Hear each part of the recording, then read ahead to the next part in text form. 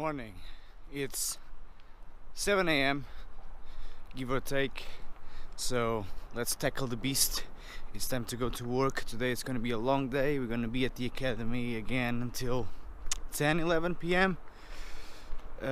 Hopefully I will be able to explain you why I'm doing such long hours lately.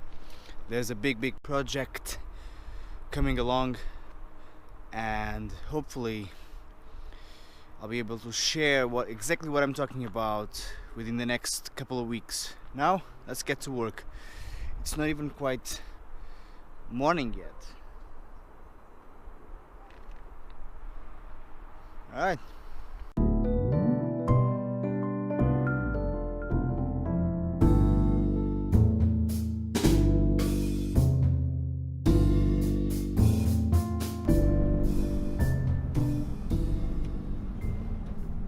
So I found myself thinking this morning, how can I help my students' attention span to increase and expand? First, I gotta answer myself a question. What is attention span and how does it work? Why do some people just naturally pay more attention and for longer than other people? Why is that? What's the wiring in the brain that allows you to stay focused or not? I'm not talking about extreme cases of ADHD and stuff like that. And you know what for me ADD stands for, right?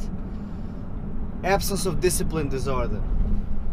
Most of these cases are basically people who haven't yet, the power of yet, trained their attention span. For example, you can force yourself in the beginning to read. If you are a musician, set a timer, and you can't play anything else but what you've assigned. And whenever you do that, because you will if you have a short attention span, you have to reset the timer. Why wouldn't you cut yourself some slack? What's the problem with a little fill? What's the problem with a little solo here and there? Attention span. You're not training it. On the contrary, you are actually indulging your short attention span by saying it's okay if you get distracted, we'll just compensate with the fill. Think about it. Are your fills compensations for the fact that you lost track of where your groove was? So you give it all away by playing a fill that doesn't even make any sense and it's out of context because you literally forgot what the context was. And I'm not talking about musical context. I'm talking about the sonic spectrum you chose when you began playing that groove, the pattern itself, how you were organizing those notes. Maybe you forgot it. Maybe you weren't paying attention. So what do? You play a fill. Why? Because the fill distracts you and everyone else from what you actually lost track of. It's a distraction.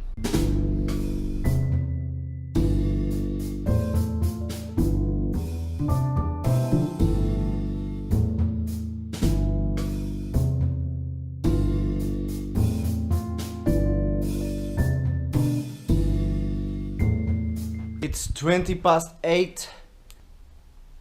It's time to rock and roll. Time to clean this place. You know, it's a drummer's house, so there's literally sawdust everywhere. Alright, here we go.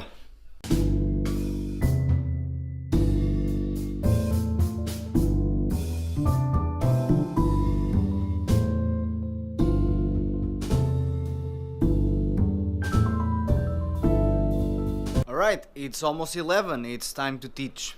Let's do this.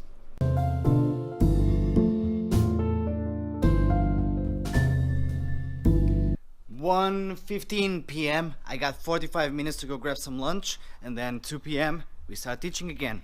It never stops.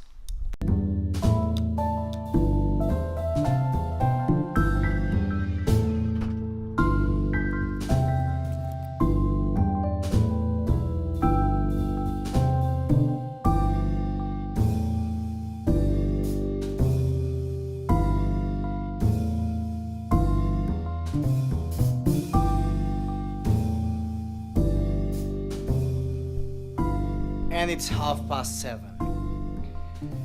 It was a long afternoon of lessons. I am done teaching now. Actually, I was supposed to have one more student, but he can't make it today, so early finish. I've been at the academy for 11 hours now, and we are not done yet. Back to work. I want to share with you what I learned today with my students.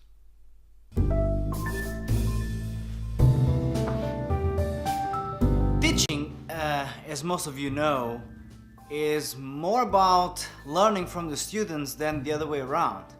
Sure, I've gathered knowledge over the years, and I've gathered experience, and I've gathered life. But what my students teach me is how to go back in time and see myself through someone else's eyes and see my own struggles over and over again. And that teaches you something very important: humility. So, as a teacher, if you can't do that, if you can't put yourself in their shoes, if you can't see the world through your students' eyes, you're providing a disservice to yourself and your students. I learned today that it's not easy to struggle. And for a young child, it can be quite daunting and quite scary to be exposed to making mistakes. However, it's important to remind your children and my young students that struggling is just an excuse to learn. The process is grueling and difficult, but the result is just so sweet. So I want to leave you guys with a phrase that I constantly remind my students of. The difficult becomes impossible the day that you stop trying. Don't give up. It is difficult, but not impossible.